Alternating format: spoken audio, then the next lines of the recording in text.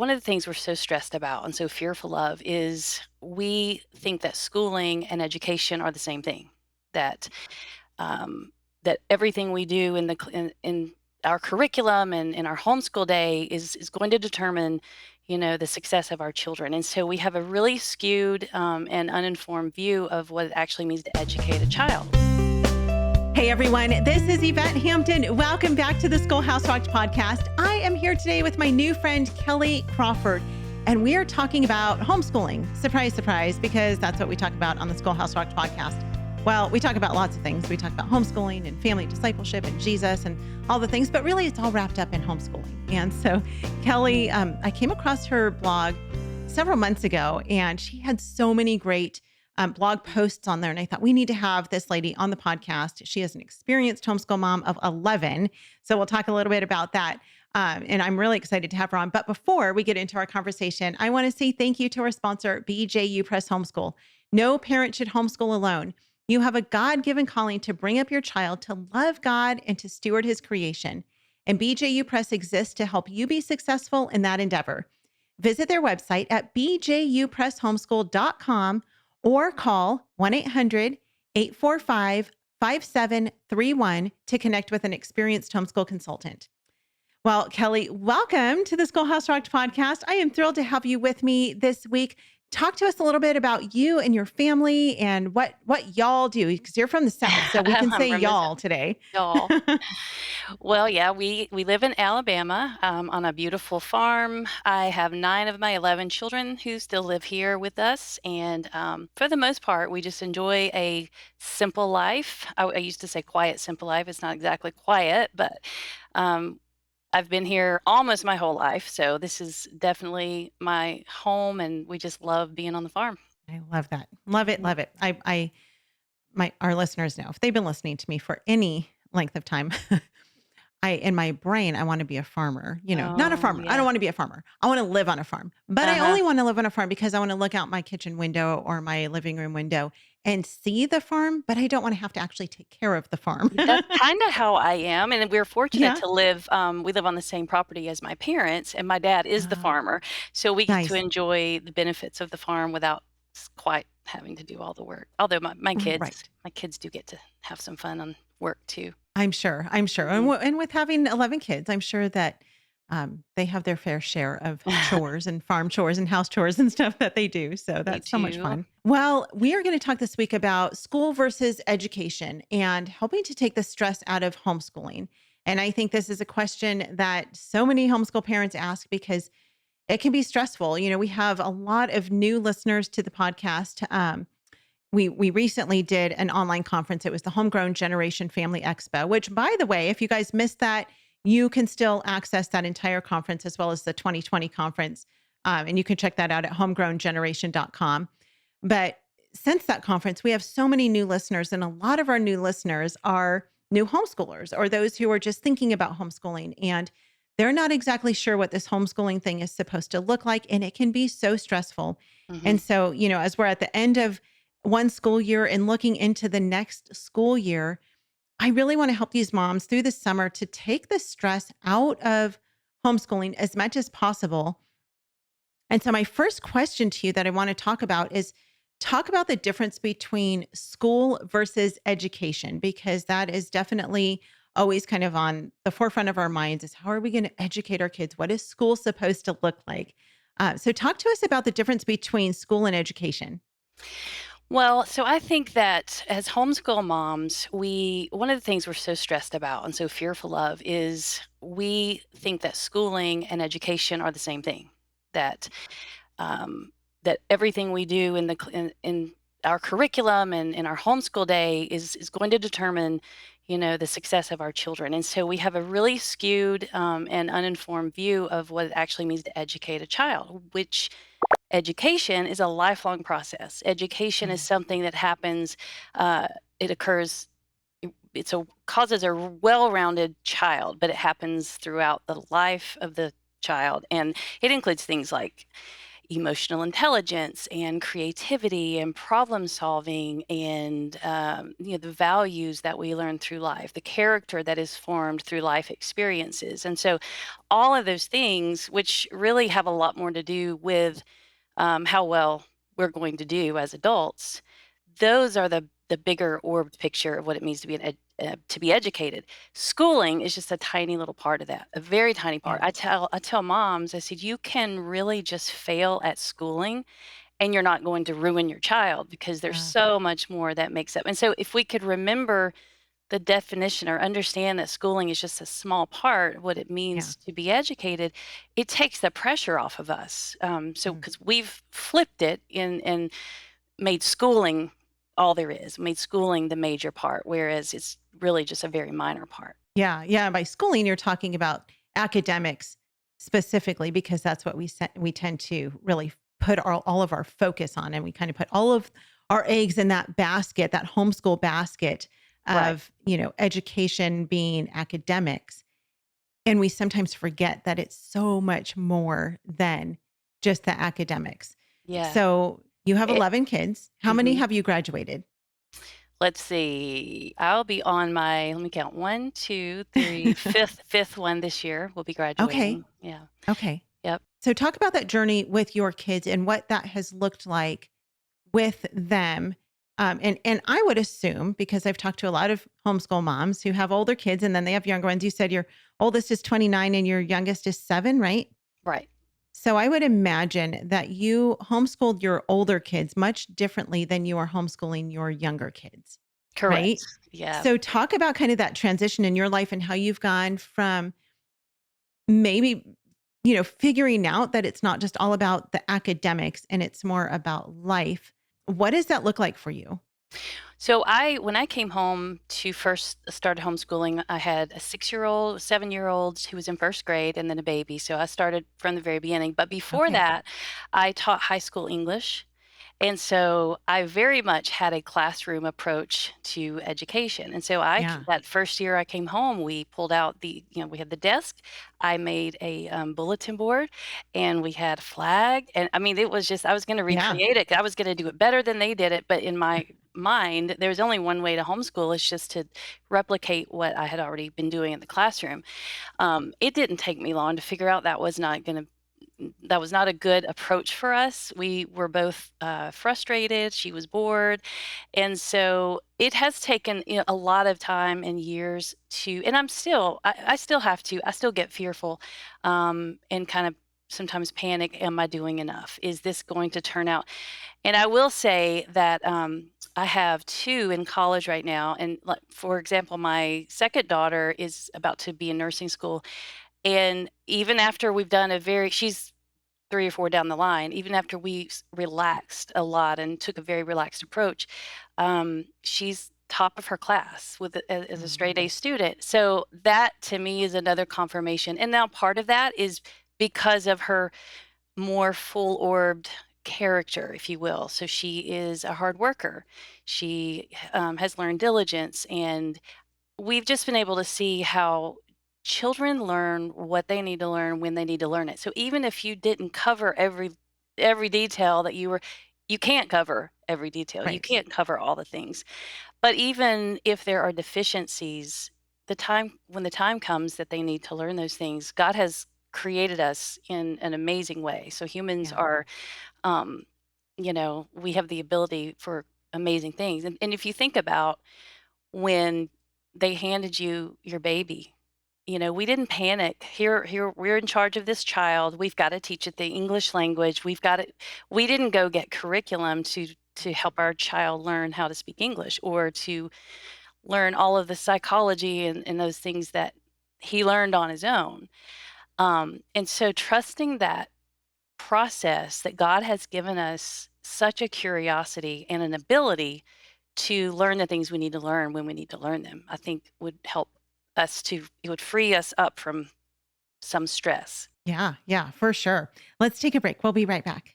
We want to thank all of our sponsors for making this show possible: BJU Press Homeschool, CTC Math, Apologia, and IEW. Without them, we wouldn't be able to do this.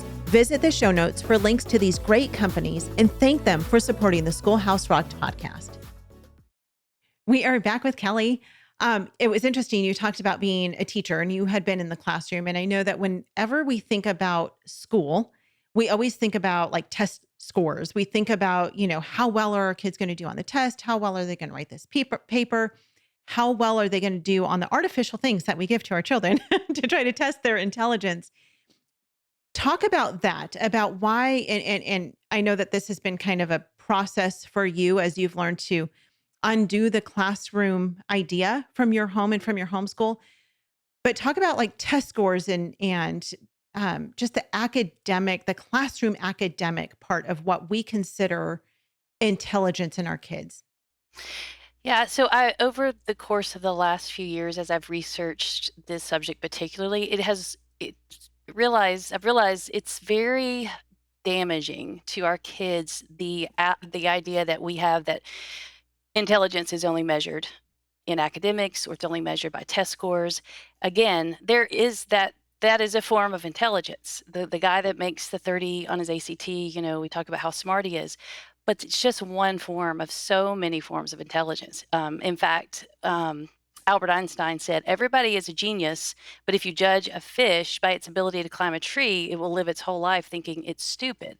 And we've Ah, done that to some degree because we've taken so the kids that are bent maybe in art or music, there are so many geniuses. My son is an example. He was, I would say, uh, even well, he was very delayed in math. He had a very hard time with math and struggled, but he is an artistic genius and he has a level of that very few people have. And so to recognize those things in our children as just as important and just as valuable as a child that's more academic, I think we really need to start changing our thoughts and ideas of what it means to be intelligent. And they're reckon allowing there to be so many different forms that all yeah. of our children, their gifts are elevated to the same status as the academic intelligence.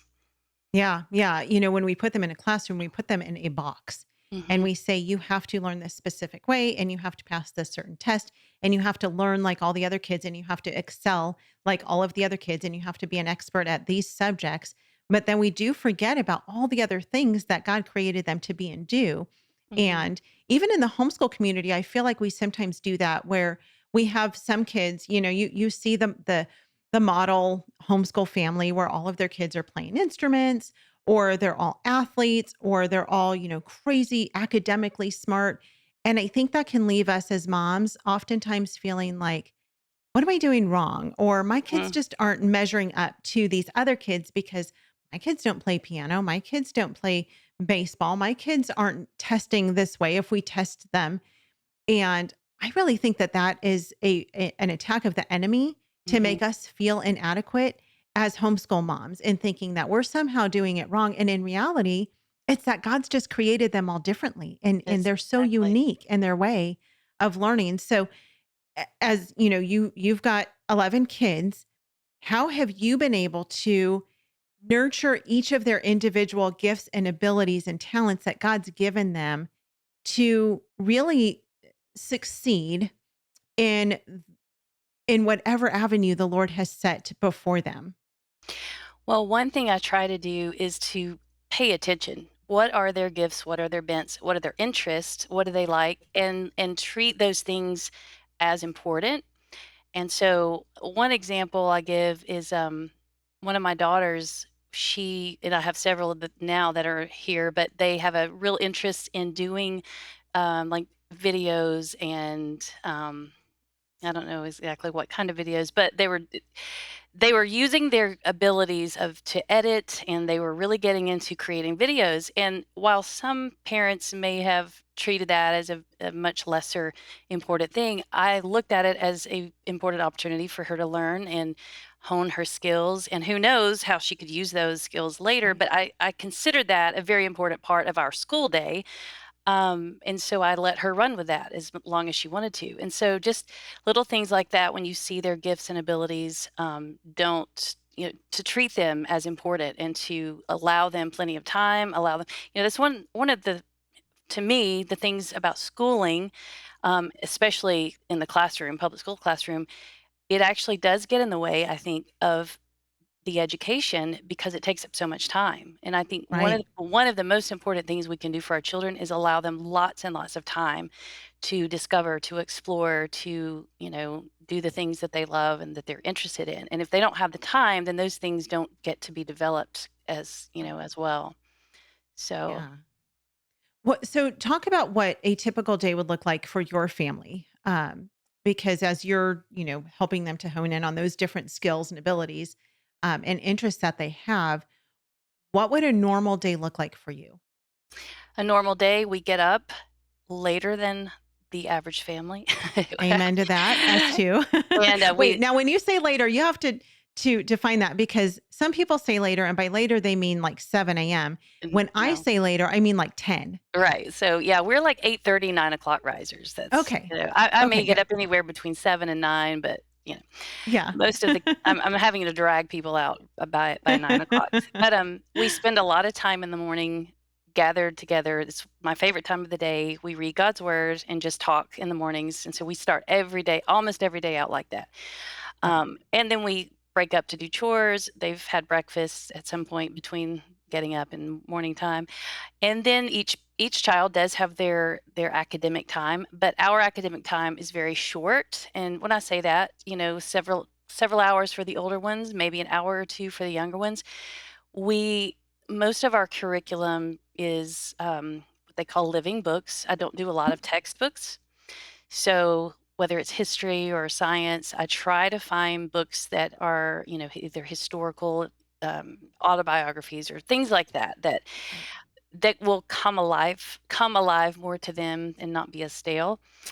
Each one has his own math book, individual that they'll do that. So I do make them do schoolwork, but I Sure. do not let textbooks um, become a master. So we have Mhm. a saying: we don't become a slave to our textbooks; they are just tools that we use. Yeah. And because of that, I don't feel enslaved to the timeline. I don't feel like, well, if we have to finish this book by this day, we just keep going because, as I said, education is a continual process. And so Right. that's kind of what it looks like. So if something comes up that I feel like is better or more important, I don't have trouble letting them either do their books later or Yeah. make it up some the next day. So we just Yeah. it's that's why I call it relaxed. We're a relaxed homeschooling Yeah. family. I love that. I love that you don't have a very rigid schedule that you have to stick to. And, at noon is lunchtime and at 1 o'clock is math time and at 1:30 is Right. English. I mean, and that works for some people. It does. But I think it doesn't work for most because living life at home is very different than living life in a classroom. And Mm. that puts so much pressure on mom and kids. So, um, well, we are already out of time. This time went by so quickly, but we're going to come back on Wednesday. We're going to talk more about helping to take the stress out of your homeschooling, school versus education. Kelly, where can people find out more about you? You have an incredible blog. You have so many good blog posts on there. And so Thank you. tell people where they can find it. It is Generation Cedar, cedar spelled like the tree, CEDAR, generationcedar.com. And we do have our resources there. I've written a book about relaxed homeschooling. It can be found there or on Amazon. And there are a few other books as well. Okay, we'll put those links in the show notes as we always do to make it easy for you guys. You don't have to go searching for it. So, Kelly, thank you for being with us. We will be back with you guys on Wednesday. We're going to talk more about this with Kelly. If you have not yet watched the movie Schoolhouse Rocked: The Homeschool Revolution, go watch it. It will encourage you. Share it with your family, share it with your friends. You can find it for free. You guys, it's free. It's easy to watch at schoolhouserockedmovie.com. Have a great rest of your day, and we'll see you back here on Wednesday. Bye. Education is discipleship, and this is something I didn't understand until I was probably 3 years into homeschooling. The Bible teaches us in Luke 6:40 that when a student is fully trained, he will be like his teacher. And as we look around the culture right now, I think it begs the question, who is teaching our children? Who is teaching our children, and what are they teaching our children? And to me, the primary benefit of having my children home with me is I am able to impart my worldview to my children.